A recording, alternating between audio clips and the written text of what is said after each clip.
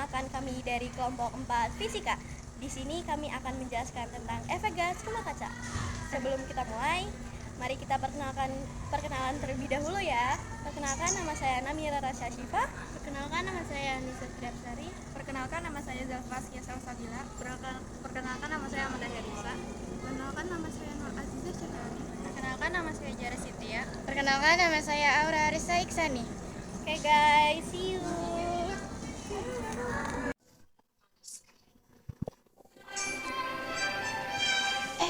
Lagi nonton apa sih itu? Ini lagi scroll TikTok tentang pemanasan global.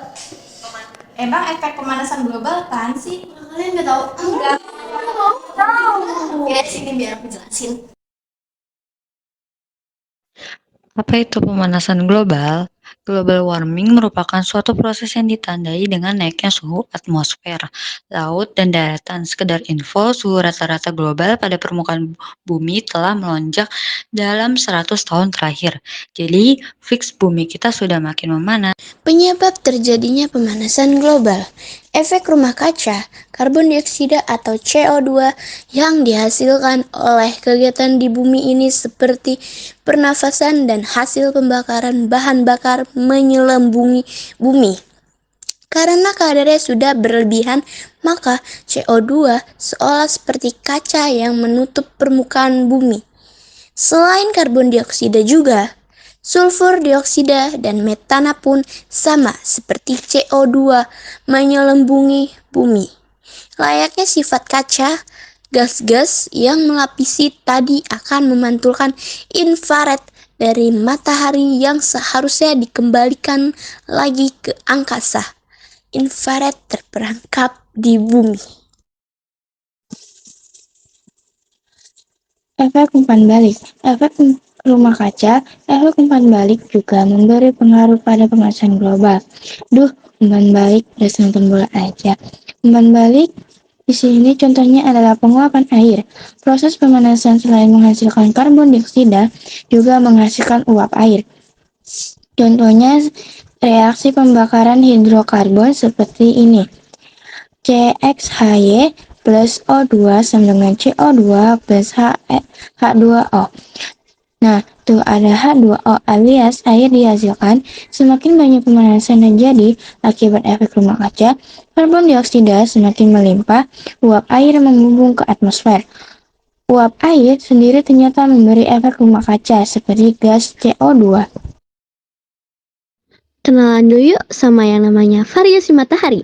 Variasi matahari adalah perubahan jumlah energi radiasi yang dilepaskan oleh matahari.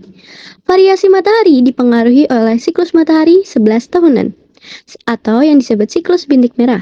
Selain fluktuasi-fluktuasi lainnya yang tidak periodik, ada dugaan bahwa adanya variasi matahari disebabkan oleh umpan balik dari awan telah memberikan andil dalam pemanasan saat ini. Penyebab pemanasan global karena variasi matahari dengan pemanasan akibat efek rumah kaca adalah pada variasi matahari. Variasi matahari terjadi peningkatan aktivitas matahari.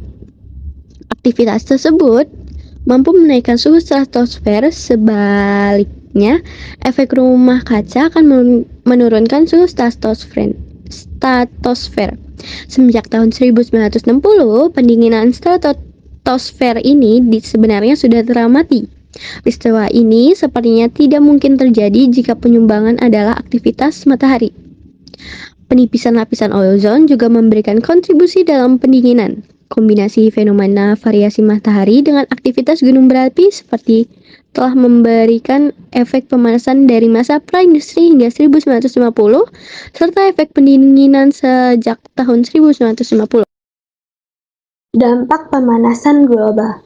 Iklim tidak stabil meningkatkan permukaan air laut, suhu global cenderung meningkatkan gangguan ekologis. Lalu bagaimana cara menanggulanginya? Menggunakan energi alternatif. Penggunaan energi alternatif dapat mengurangi penggunaan energi bahan bakar fosil, minyak bumi, dan batu bara. Bahan bakar fosil menghasilkan banyak emisi gas karbon yang diakibatkan oleh proses pembakaran bahan-bahan tersebut. Energi alternatif yang bisa digunakan oleh manusia sebagai pengganti sumber energi tak terbarukan adalah energi bioenergi, energi angin, energi panas bumi, energi surya, dan sebagainya.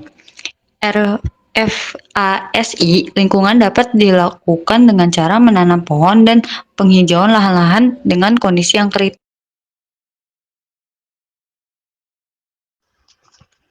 Perjanjian internasional tentang EPG.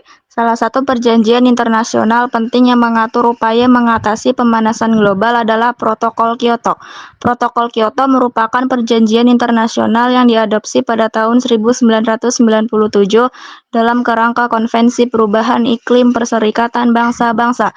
Dalam Protokol Kyoto, negara-negara maju sepakat untuk mengurangi emisi gas rumah kaca. Mereka setidaknya 5% di bawah tingkat emisi tahun 1990 dalam periode 2008 sampai 2012. Negara-negara berkembang tidak diwajibkan untuk mengurangi emisi, tetapi didorong untuk berpartisipasi secara sukarela. Protokol Montreal lengkapnya Protokol Montreal atas zat-zat yang mengurangi lapisan ozon adalah sebuah traktat internasional yang dirancang untuk melindungi lapisan ozon dengan meniadakan produksi sejumlah zat yang diyakini bertanggung jawab atas berkurangnya lapisan ozon. Traktat ini terbuka untuk ditandatangani pada 16 September 1987 dan berlaku sejak 1 Januari 1989. Sejak itu, traktat ini telah mengalami 5 kali revisi, yaitu pada 1990 di London, 1992 di Copenhagen, 1995 di Vienna, 1997 di Montreal, dan 1999 di Beijing.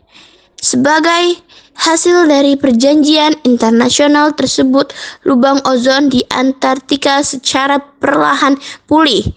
3. Proyeksi iklim menunjukkan bahwa lapisan ozon akan kembali ke tingkat 1980 antara tahun 2050 dan 2070. 4 dan 5 dikarenakan tingkat penerapan dan implementasinya yang luas, traktat ini dianggap sebagai contoh kesuksesan kerjasama internasional.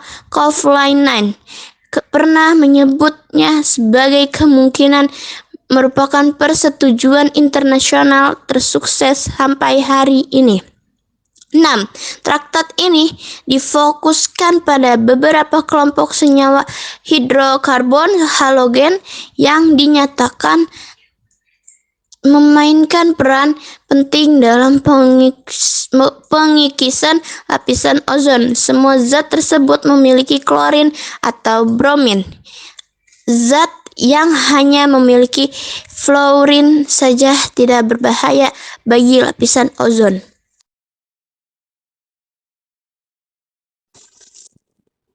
Protokol Kyoto. Protokol Kyoto atau nama resmi dalam bahasa Inggris adalah Kyoto Protocol to the UNFCCC, adalah sebuah traktat internasional yang memperpanjang konvensi kerangka kerja perubahan iklim PBB untuk mengurangkan emisi gas rumah kaca. Ia berdasarkan konsensus ilmiah yang menyatakan bahwa pemanasan global disebabkan oleh emisi CO2 pada atmosfer bumi. Negara-negara yang meratifikasi protokol ini berkomitmen untuk mengurangkan emisi karbon dioksida atau CO2 dan 6 gas rumah kaca lain, yaitu metana, dinitrogen monoksida, hidrofluorokarbon, belerang heksafluorida, dan nitrogen trilfluorida atau NF3, atau bekerjasama dalam perdagangan emisi jika mereka menjaga jumlah atau menambah emisi gas tersebut yang telah dikaitkan dengan perubahan iklim.